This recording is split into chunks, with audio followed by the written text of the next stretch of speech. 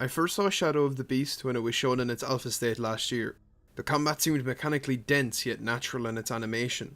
The world and character design felt like it harkened back to the darker, alien settings older games like Another World, Heart of Darkness, or the Oddworld series had done so well. For clarification, I was unaware of the original Amiga game Shadow of the Beast, so no, I'm reviewing this without having played or understood the appeal of what is dubbed as a masterpiece of its time.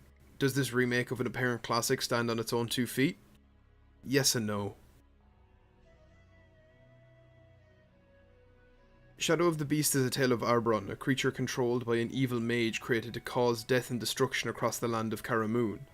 During the game's intro, Arbron's memories of being human are restored and the mage's spell controlling him is shattered. With this new knowledge, the beast sets off in seek of answers and revenge on his former masters. From there, the plot becomes minimal, though Shadow of the Beast has a wealth of in-game lore and world building that's completely separate from when you're actually playing the game. Completing missions award you with narrated cinematics that give contextual story information for levels you've just finished. The separation of narrative elements from the game's level progression is an odd disconnect. Making the choice to learn alien languages in place of ability upgrades is a poor one at that, since the translated dialogue doesn't reveal anything new in the plot that you couldn't tell from just playing the game in the first place. This is an example where Shadow of the Beast tries to extend playtime beyond a single playthrough by expecting you to replay levels and grind out more XP. However, without there being any kind of randomization to any of the levels or enemy encounters, it's hard to find enjoyment in trying to stretch out the content that's there beyond its 2 to 3 hour length. Shadow of the Beast has 2 main activities you'll be performing throughout the game: platforming and fighting. The platforming is serviceable, though the cumbersome controls make for a sloppy time, missing jumps causing you to take damage. Small animation quirks don't really lend themselves well to platforming. You kind of want a tightness to it, and Shadow of the Beast just doesn't have that.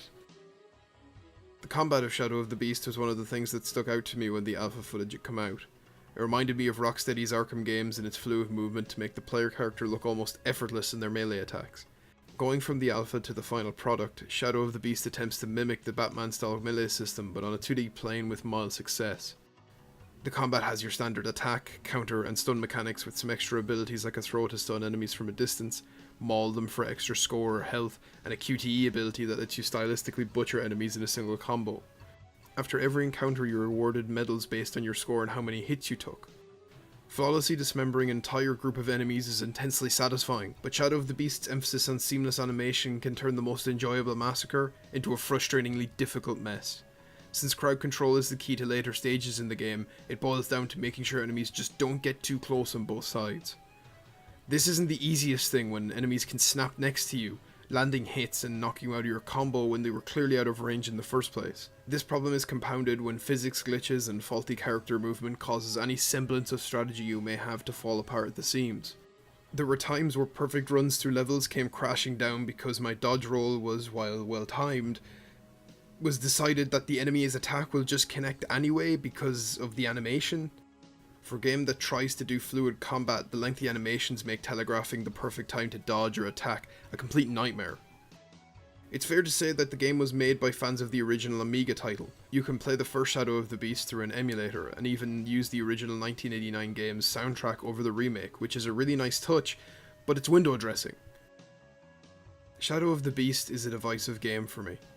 On one hand, I'm in love with its world, its character design, dark fantasy score, and truly visceral combat, but it's got a fair share of clunkiness to the controls and a lack of tightness in the combat that would make it worth replaying for all those extra bells and whistles if it wasn't so janky in the first place. It's not a bad game by any stretch of the imagination, but it's not a must-buy either. I give Shadow of the Beast a 3 out of 5.